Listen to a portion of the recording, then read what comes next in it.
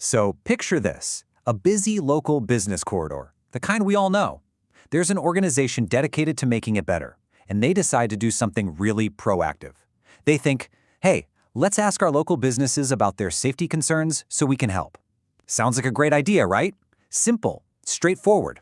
Well, what happened next was a total puzzle, one that really makes you rethink everything you know about safety, community, and the huge gap between what people feel and what they actually do. Let's dive into this paradox. So this business improvement district, they put together a big safety survey.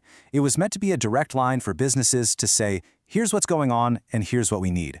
But this simple attempt to reach out, well, it ended up revealing something really, really strange. And look, this wasn't some tiny effort. They really went for it. They reached out to over 500 businesses in their district. We're talking thousands of emails, direct calls to property owners, social media blasts, even a press release. They wanted to make absolutely sure that anyone who had something to say had a chance to say it. And the response? Basically crickets. Out of all those businesses, many of whom are pretty vocal about crime, only 24 even responded. That's a response rate of less than 5%. So this is the real mystery, isn't it? If safety is such a huge deal, why did almost nobody answer the call for help?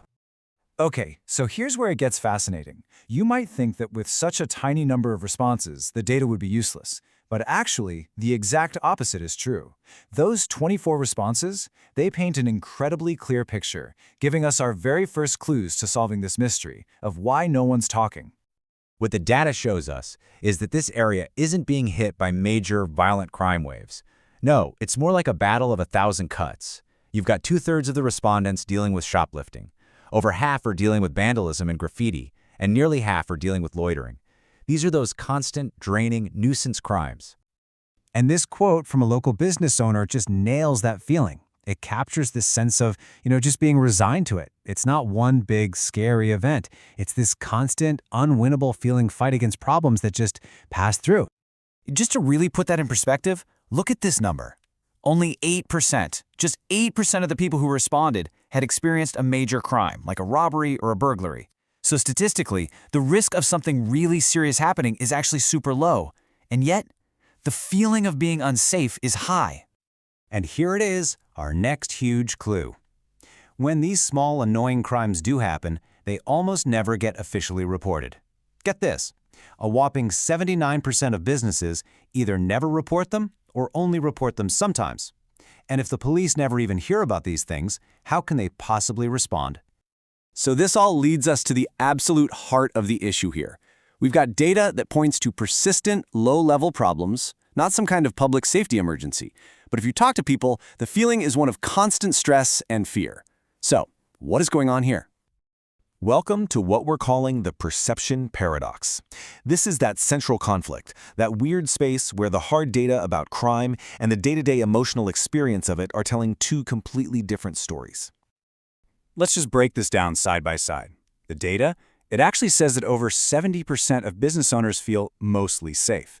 But the stories you hear, they're filled with frustration, this feeling that things are just out of control. See, it's not about one big scary thing. It's about the emotional burnout from dealing with 1,000 little things, day in and day out. There's actually a psychological term for this. It's called cognitive dissonance. It's that uncomfortable feeling you get when your beliefs and your actions just don't line up. In this case, it's the belief that crime is a massive problem, clashing with the action of not reporting it or not even filling out a survey about it. This discomfort, this dissonance, it's the real key to understanding why everyone went silent. So what's actually causing this big disconnect? Well, the report zeroes in on 4 key forces that are driving this wedge between what people feel and what they do, and it creates this frustrating cycle. Okay, so first, like we saw, if crime isn't reported, it's basically invisible to the people who can help. Second, there's just pure emotional exhaustion. People are tired.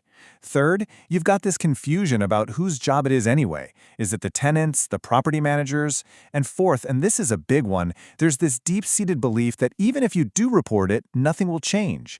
It's a perfect storm for disengagement. And there's one more really crucial layer to all of this: expectations. This business corridor is kind of in a transitional zone. People have these suburban expectations for how things should look: clean, orderly. But the area is facing very real urban-style challenges. And when those two realities clash, Even a minor issue like some graffiti can feel like a major crisis, and it just cranks up the emotional volume. So figuring out this paradox isn't just some interesting thought experiment. It's actually the key to finding a real solution. The report doesn't just point out the problem. It gives a clear roadmap for how to start bridging this gap and actually make progress. The way forward isn't just about sending more surveys. No, it's about totally changing the approach. Communication has to be bolder, simpler. Giving feedback has to be dead simple, almost effortless.